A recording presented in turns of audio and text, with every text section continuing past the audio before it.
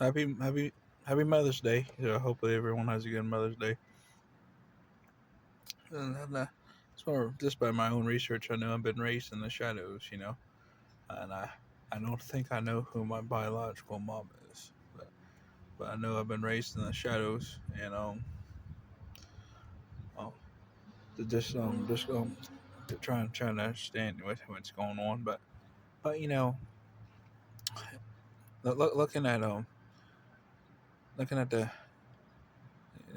banking families as a collective, from it doesn't matter, whether it's you know whether it's Rothschild, Rockefeller, or even Li Ka-shing. I know Eric. They always talk about Getty, Vanderbilt, Rockefeller, Rothschild, but I never hear anyone saying anything about Li Ka-shing.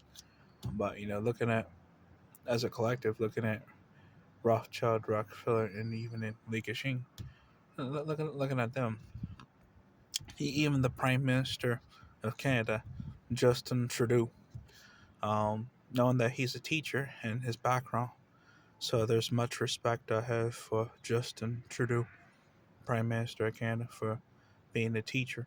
But looking at his background and looking at how important education is, even in China, where the kids actually put in serious effort, and I just don't see the serious effort in the United States. In the UK, which they even do better than here in America, um, they seem to do better still, and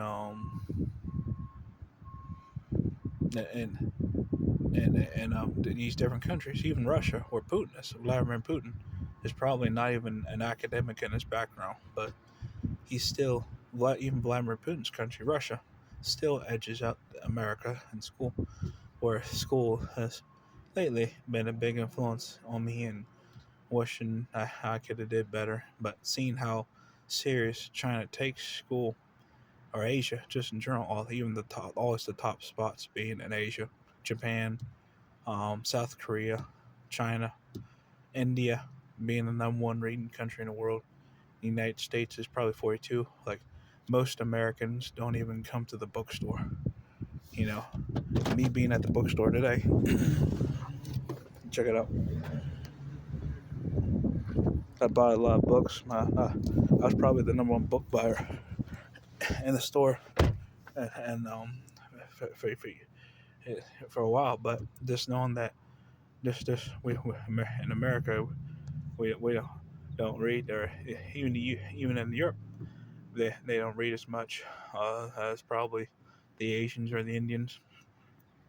But it seems that Asia is kind of the example in Canada, but not to say that Europe and the United States has never put forth an effort towards that, but as a collective, if we're on the same team, you know, part of that team, is one Asia being the same team as us, you know, they may do better in school, but what if the United States does something better than Asia, or Europe does something better than the United States, or even Asia? But if we're the message is, or even Canada, the message is if we're on the same team, and we work towards bettering each other and learning from each other, then that's all that matters. Not fighting each other. I don't want to see a race war go down. I don't want to see the economy crash. But those are things that are out of my control. I can't control those things from happening. So I can't stop it. So, but but but but but being influenced by academics, and having respect for Li Ka-shing in China. Um, wishing that here in America and the United States that teachers and education was treated with more respect, and like Justin Trudeau in Canada. Wishing that those things would be together. So and I learned that no one is smarter than no one else.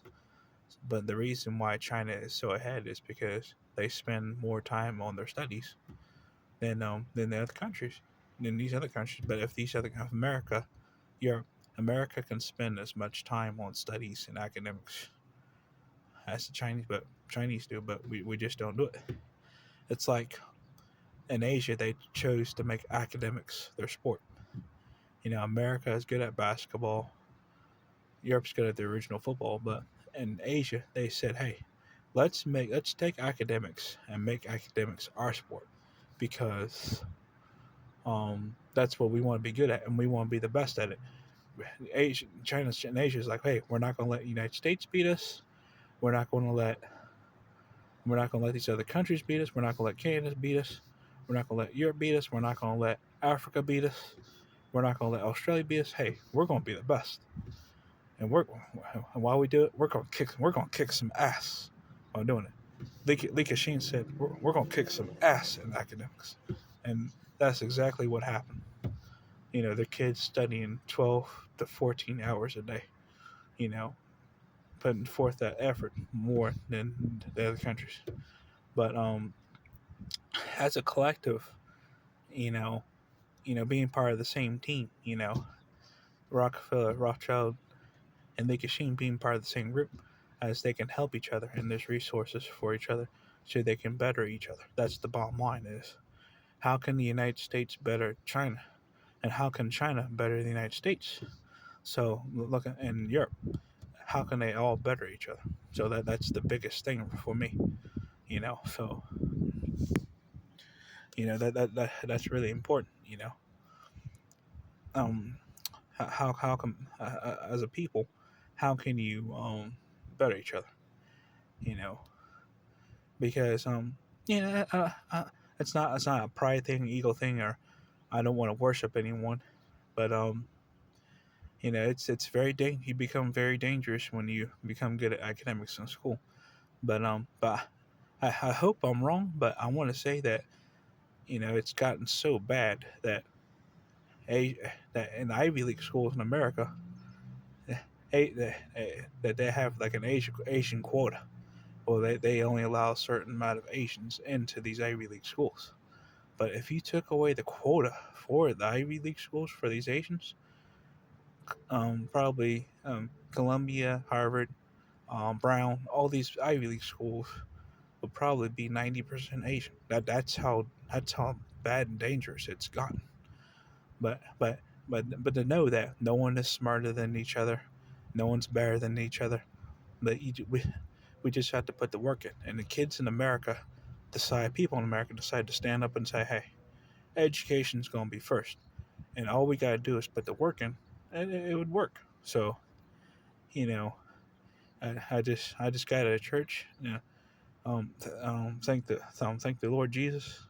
Um, by the way, I still have my tattoo.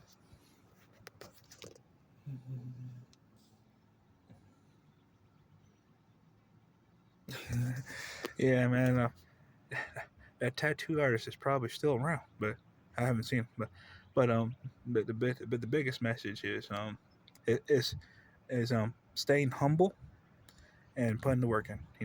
Stay humble and just put the work in. So um, thank the Lord Jesus, and and that all that we're all God's people. We're all the creation of God, and we're all on the same team. And I hope you guys on the street, um, Great Millstone, Vocab Malone, Bishop Nate. I hope you guys all get a message from this that we're all on the same team and we're all God's creation, and peace just needs to happen. We don't need to see a race war. We don't need to see World War III. We just need to see peace. So this is Michael McCoy. Have a blessed day.